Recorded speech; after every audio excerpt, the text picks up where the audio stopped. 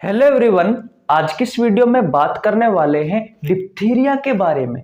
Guys, diphtheria एक bacterial disease है, अर्थात जीवाणु से होने वाली एक बीमारी है।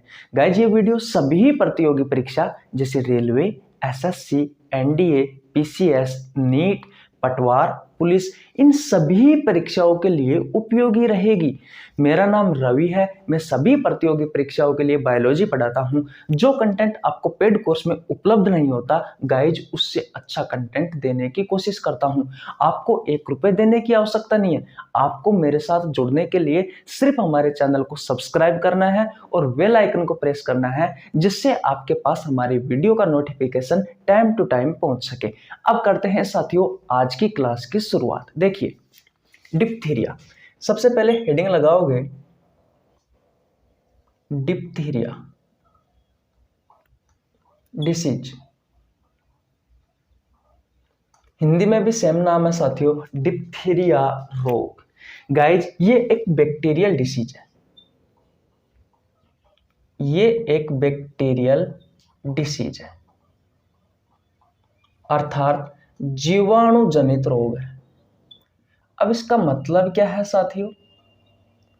जीवाणु जनित रोग है। इसका मतलब है साथियों कि बैक्टीरिया से होने वाली एक बीमारी है साथियों, डिप्थीरिया। यानी कि जीवाणु के कारण होती है साथियों डिप्थीरिया रोग।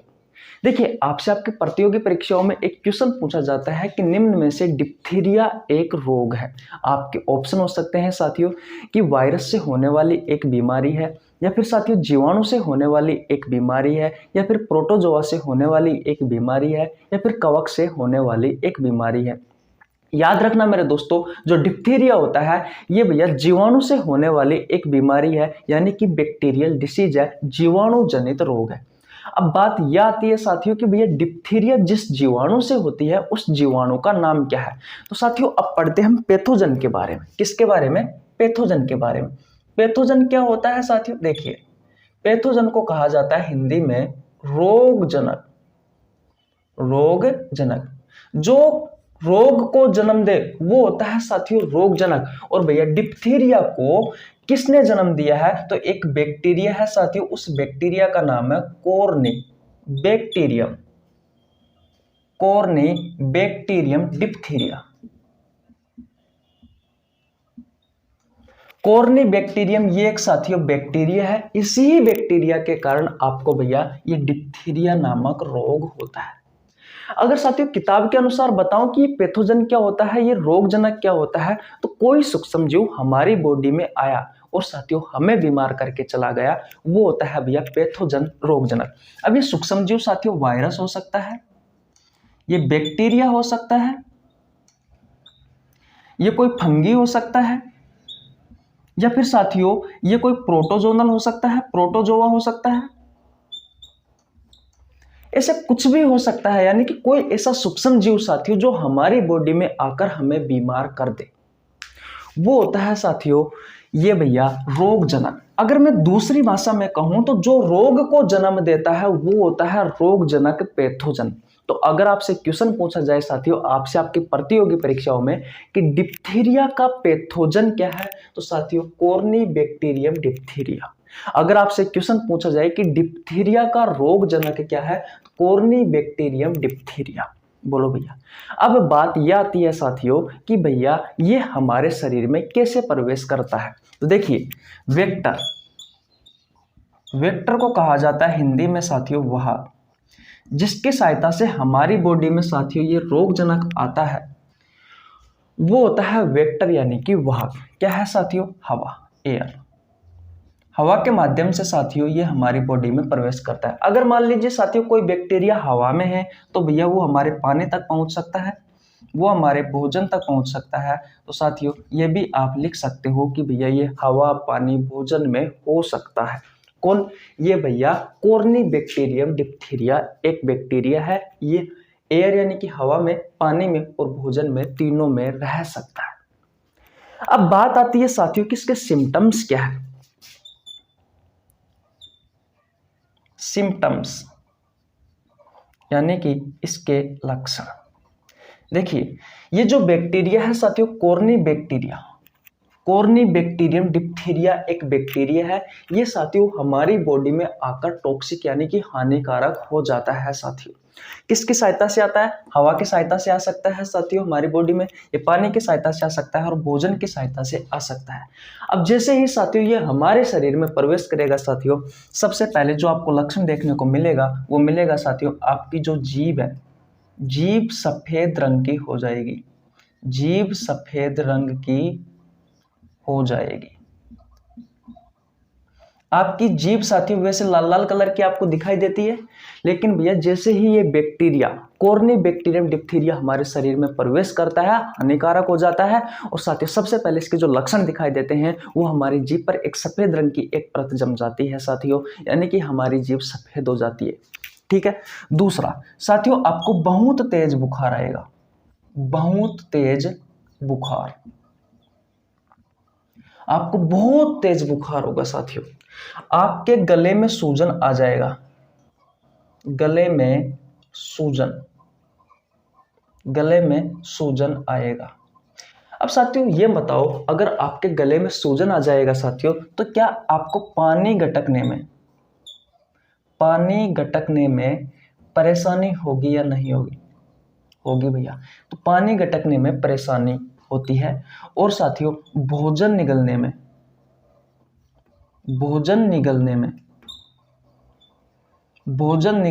भी आपको परेशानी होती है, भोजन निगलने में भी परेशानी होती है। और बात करें साथियों तो भैया इस रोग में श्वास लेने में भी परेशानी आती है, श्वास लेने में परेशानी आती है,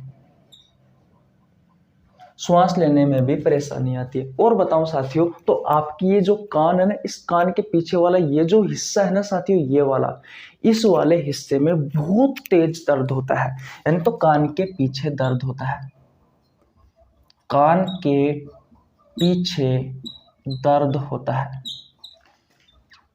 ये लक्षण साथियों आपको देखने को मिलते हैं भैया इस बीमारी में। आप डॉक्टर के पास जाओगे साथियों, डॉक्टर जैसे ही आप जाओगे डॉक्टर के पास, डॉक्टर आपसे कहेगा बेटा आकर, तो आप आ करोगे, आपकी जीभ में साथियों वो सफेद रंग की वो परत देखकर साथियों डॉक्टर आपसे कह देगा कि भैया आपको डिप्थीरिया नामक रोग हो चुका है। ये एक बैक्टीरियल डिसीज है, कॉर्नीबैक्टीरियम डिप्थीरिया एक बैक्टीरिया के कारण ये रोग होता है। ये लक्षण आप में दिखाई देंगे, जीभ सफेद रंग की हो जाएगी, बहुत तेज बुखार आएगा, गले में सूजन आएगी। अगर साथियों गले में सूजन आएगी, पानी गटकने में, भोजन निगलने में, श्वास लेने में आपको परेशानी रहेगी। और साथियों कान के पीछे का ये जो हिस्सा है इसमें आपको बहुत तेज दर्द होगा। अब भैया आप यूं कह रहे हो कि ये सिम्टम्स दिखाई देंगे, क्या इस बीमारी का कोई उपचार नहीं है क्या? साथियों है, इसके लिए एक वैक्सीन दी जाती है, इस बीमारी के लिए एक वैक्सीन दी जाती है, एक टीका लगाया जाता है आपको बचपन में, लगभग सभी को लगाया जाता है। टीके का नाम है DPT। डी से बनता है साथियों डिप्थीरिया, डिप्थीरिया। पी से बनता है साथियों पर्टुसिस, पर्टुसिस का मतलब होता है काली खांसी, 100 दिन की खांसी भी जिसे आप कहते हो। इसमें लगातार बहुत दिनों तक आपको खांसी आती रहती है। और टी से बनता है साथियों टीटेनस। इन तीनों बीमारियों के लिए भैया एक ही वैक्सीन लगाई जाती है, एक ही वैक्सीन लगाई जाती है, वैक्सीन का नाम है DPT। ये बचपन में ही लगाई जाती है। साथियों आप डॉक्टर के पास जाओगे, आपको डॉक्टर देगा एंटीबायोटिक्स, एंटीबायोटिक्स।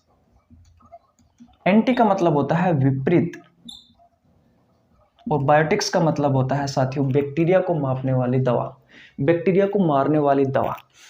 जो साथियों आपके बैक्टीरिया को खत्म कर दे वो दवा देगा आपको, एंटीबायोटिक्स देगा, जिससे आपके शरीर में ये बैक्टीरिया खत्म हो जाएंगे और आप साथियों इस बीमारी से बहुत अच्छे से कवर हो जाओगे।